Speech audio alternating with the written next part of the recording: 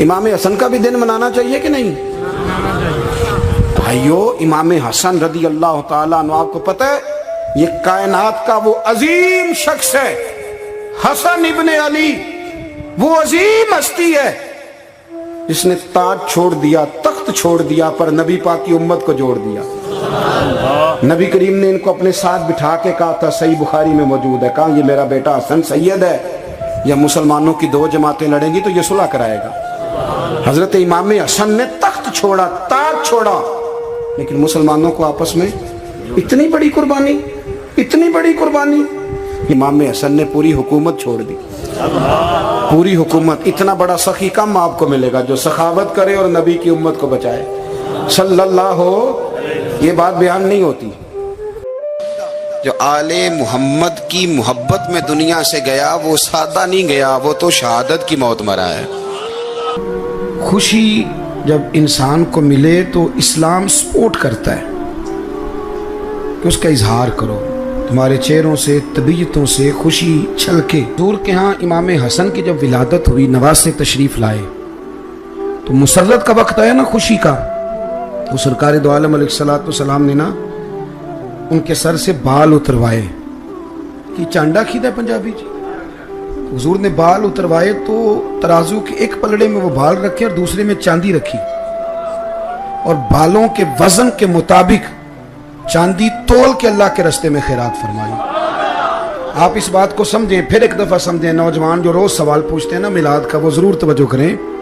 بھئی گھر میں تو مہینہ مہینہ روٹی نہیں پک رہی، لیکن جب نواز سے آئے، خوشی کا وقت آیا تو عقیقہ کرنے کا ٹائم آیا تو ایک بکرا نہیں ذبح کیا، حضور نے دو بکرے ذبح فرمائے۔ لے سجنا سا توڑ نبھائی، جان دیتی راہ تیرے، دے دیا، ہر چیز دین کو دے دی۔ اہل بیت کا اسوہ نور، ان کی محبت ضروریات میں سے ہے۔ رسول کریم علیہ السلام نے فرمایا، جامع ترمذی میں موجود ہے، فرمایا میں جا رہا ہوں پر تمہیں دو بڑی بھاری بڑی وزنی چیزیں دے کے جا رہا ہوں۔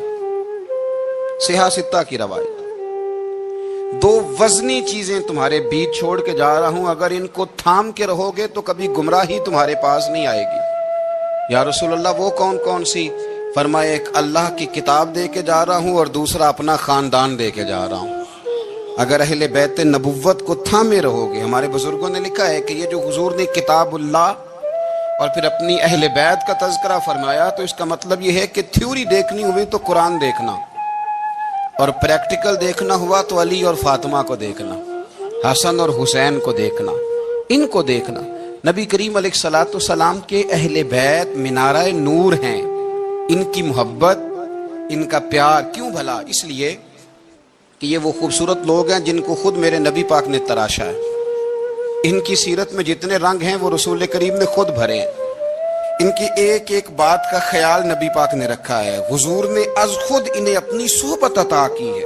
زیادہ دور نہیں تھا سیدہ فاطمہ کا گھر، مسجد نبوی کے ساتھ تھا۔ اللہ کے رسول دن میں 2 دفعہ جایا کرتے تھے، پھر بھی کبھی کبھی فرماتے، فاطمہ میرا دل کرتا ہے آج میں رات تیرے گھر میں قیام کروں۔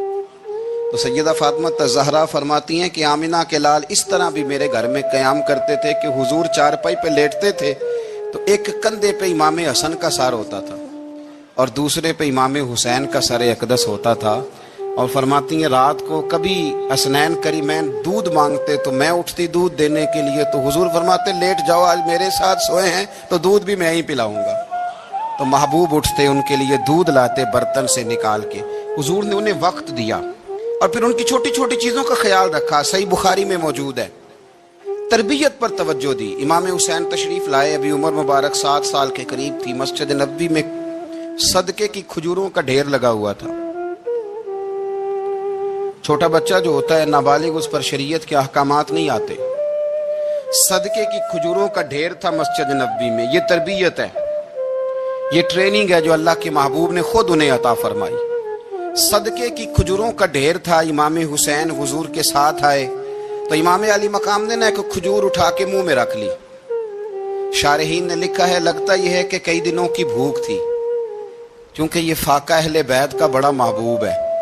مجبور نہیں تھے، وہ تو خزانوں کے مالک تھے، پر غریبوں سے محبت کی وجہ سے فاقے کیا کرتے تھے۔ یہ ان کی پسند ہے فاقہ کرنا۔ دیکھو کھجور امام علی مقام نے رکھ لی تو اللہ کے رسول نے گلے میں انگلی ڈال کے نکال دی۔ تو فرمایا حسین یہ صدقہ ہے، یہ میری اہل بیت کے لیے درست نہیں ہے۔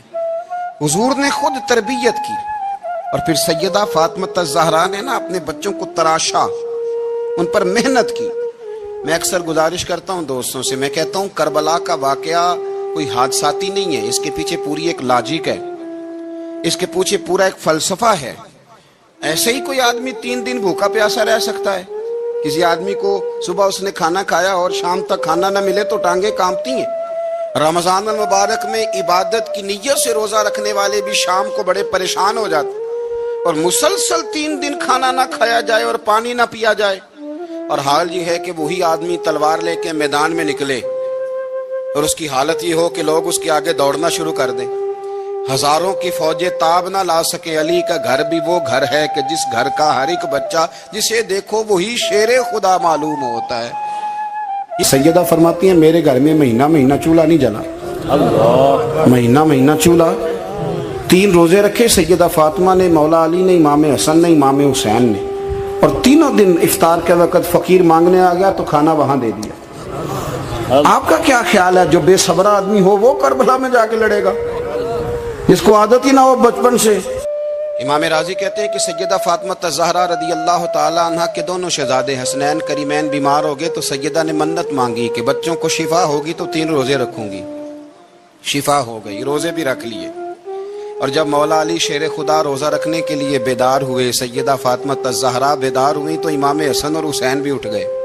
7-8 سال کی عمر، اماں جی ہم نے بھی رکھنا ہے۔ صبح کھجور اور دودھ سے روزہ رکھ لیا گیا۔ این افطاری کے وقت مولا علی کہتے ہیں فاقے چل رہے تھے، کہیں سے میں جون لایا تھوڑے سے، سیدہ فاطمہ الزہرا نے پیس کر روٹیاں پکائیں۔ وہ وقت جو بڑا مشکل ہوتا ہے افطار کا، کہتے ہیں اس وقت جب کھانے کے لیے بالکل ہاتھ آگے بڑھنے لگے اور امید تھی کہ ابھی سیدنا بلال اللہ اکبر کہیں گے تو روزہ کھلے گا، لیکن ابھی چند ہی منٹ رہتے تھے کہ دروازے پر ایک فقیر نے صدا دی، کہنے لگا سارے مدینے کے دروازے کھٹکھٹا آیا ہوں، قحط ہے، فاقہ ہے، اے رسول اللہ کے خاندان والو، میں یتیم ہوں، کسی نے بتایا ہے کہ اور کوئی دروازہ کھلے نہ کھلے سیدہ کا دروازہ تیرے لیے ضرور کھلے گا، کیا یتیم کو روٹی ملے گی؟ تو حضرت مولا علی نے بچوں کی طرف دیکھا ہی تھا کہ امام حسن ساری روٹیاں جا کے دروازے پہ دے آئے۔ کھجور اور پانی سے افطار ہو گیا۔ صبح پھر کھجور اور دودھ سے روزہ رکھا۔ امام راضی کہتے ہیں این وہ وقت جب افطار کا ٹائم آیا تو پھر دروازے پہ کسی نے صدا دی، کہا رسول اللہ کے خاندان والوں میں مسکین ہوں، رات سے روٹی کھائی ہے، نہ صبح کھا سکا نہ دوپہر، کسی نے بتایا ہے کہ اس دروازے سے خالی کوئی نہیں جاتا۔ امام حسن نے پھر سارا لنگر اٹھایا اور پھر جا کے دے دیا۔ تیسرا دن پھر ہوا۔ مجھے یوں لگتا ہے جب افطار کا ٹائم آیا ہوگا نا تو یہ خود ہی سارے دروازے پہ دیکھتے ہوں گے، یہ کوئی آیا نہیں لینے والا ابھی تک، لگتا ہے کہ نظریں دروازے پہ تھیں۔ این افطار کے وقت 3 روٹیاں جب جاؤں کی پک کے آئی تو ایک بھکاری نے صدا دی، کہنے لگا میں قیدی ہوں، آج ہی قید سے رہائی ملی ہے، پہلے دن کسی کے دروازے پہ صدا ملی ہے، دی ہے روٹی ملے گی۔ امام حسن وہ کھانا دے کے واپس لوٹے، کھجور اور پانی سے افطار ہوا، اور جیسے ہی مسجد نبوی میں تینوں باپ بیٹا نماز پڑھنے گئے تو مولا علی کہتے مجھے بتانا نہیں پڑا، رسول کریم نے میری طرف دیکھ کے فرمایا علی تیرا، فاطمہ کا، حسن اور حسین کا 3 دن والا عمل خدا کو بھی بڑا پسند آیا ہے اور محمد مصطفیٰ کو بھی بڑا پسند آیا ہے، وہ بڑا پسندیدہ عمل۔ میں کہتا ہوں کہ حضرت فاطمہ نے نا ان کی تربیت پہلے ہی کر دی تھی، 3 دن بغیر افطار کے روزہ رکھنے کی، وہ ٹریننگ گھر سے ہو چکی تھی۔ اب میدان کربلا میں 3 دن بھوکا پیاسا رہنا ان کے لیے مشکل نہیں تھا، وہ تو ان بچوں کے لیے مشکل ہوتا ہے جو کھانا دیر سے پکنے سے برتن توڑنے شروع کر دیتے ہیں۔ امام حسن رضی اللہ تعالیٰ عنہ فرماتے ہیں امام حسن نے کوئی لمبا وقت نہیں اپنی والدہ کے ساتھ گزارا، چھوٹے تھے تو سیدہ فاطمہ الزہرا رضی اللہ تعالیٰ عنہ وصال کر گئیں، پر شیر خدا کے پتر کی بات دیکھیں، امام حسن کہتے ہیں لوگوں میں جب تھوڑا سا باشعور ہوا اور مجھے چیزیں تھوڑی سی دکھائی دینے لگی تو میں نے کبھی اپنی اماں کے ساتھ ایک پلیٹ میں کھانا نہیں کھایا تھا، हुजूर सारी दुनिया खाती है तो आपने क्यों नहीं खाया? तो फरमाते डर लगता था कि कहीं ऐसा ना हो कि जिस लुकमे की तरफ मेरी माँ अपना हाथ बढ़ाए कहीं मैं ना उठा लूँ, बेअदबी ना हो जाए। डर लगता था। मैंने यहाँ तक भी ना, क्योंकि माँ तो माँ होती है, मैंने यहाँ तक भी माँ का एहतराम किया, रोटी खाने में भी तकदीर नहीं की। इमाम हसन की बात है, एक लौंडी आई। हमारे यहाँ तो शहजादों का अल्लाह ही हाफिज है ना, शहजादे वो किसी के भी हों। ये जो हमारे सियासतदानों की शहजादे हैं, ये हमने खराब किए हुए इनकी गाड़ियों के पीछे भाग भाग के, इसलिए तबाह हो गए। पीरों के शहजादे ये खराब हो गए सारे, इसलिए कि पीछे बड़ा भागते हैं। इमाम हसन के पास एक लौंडी थी, वो दूध लेके आई, दूध गर्म था, आपके ऊपर गिर गया। और वो थी भी इसी तरह की, अक्सर काम बेध्यानी में करती थी, कनीज थी घर। दूध गिरा तो वो कांपने लगी कि मैंने कई गलतियां की, अब तो बहुत सख्त गलती है। गर्म दूध इमाम पे पड़ गया तो इमाम साहब ने तिलावत शुरू कर दी, इमाम हसन ने, वल काज़िमीन अल गैज़ वल आफ़ीना अनिन नास वल्लाहु युहिब्बुल मुहसिनीन। फरमाया जो गुस्सा पी जाए और लोगों को माफी दे, उनसे तो अल्लाह मोहब्बत फरमाता है, इनसे तो अल्लाह प्यार करता है। इमाम साहब ने उस लौंडी को फरमाया जा तू अल्लाह की रजा के लिए आजाद है। हदीस में जहां जहां नाम आया ना, पहला इमाम हसन का है, दूसरा इमाम हुसैन का है, और इमाम हुसैन के अपने जुमले हैं। फरमाते निरा मेरा भाई नहीं, मेरा इमाम भी है, मेरा इमाम भी है। और आप फरमाया करते थे मैंने बड़ी चीजें उस हसन से सीखी हैं। जो उन्होंने सीखा एक बताऊं उसमें से? कुछ लोग थके थके हैं आप में से, हालांकि मैं तो ज्यादा सफर करके आया हूं। अर्ज करूं जो उन्होंने सीखा है, सुनो। इमाम हुसैन खुद बताते हैं, फरमाते हैं कि अब मेरे भाई ना इमाम हसन अपनी एक बीवी को तलाक देना चाहते थे। इख्तलाफ शदीद हो गया, बात तलाक तक आ गई। मुझे पता चला तो मैं पहुंचा। मैंने कहा भाईजान क्या इख्तलाफ है भाभी से? सुना तलाक देने लगे। फरमाया हाँ तलाक दे दूंगा।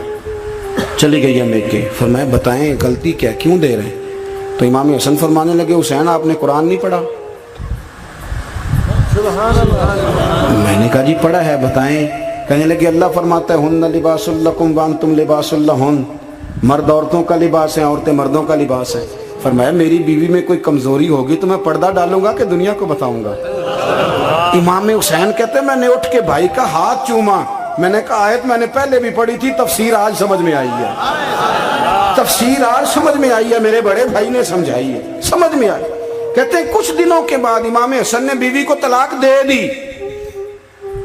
मैं फिर आया और मैंने कहा मेरे शानों वाले भाई आप भी बता दें क्या मसला था? तो कहते मेरा माथा चूमा मेरे बड़े भाई ने और कहने लगे हुसैन छोड़, वो गैर महरम बीबी है, मैं किसी गैर की बातें तेरे साथ क्या करूं? तलाक दे दी, गैर महरम हो गई, अब उसका जिक्र क्या छेड़ना? कहते मैं समझ गया कि मेरा भाई कुरान की उस रूह को जानता है जो हुसैन तक भी पहुंच रही है।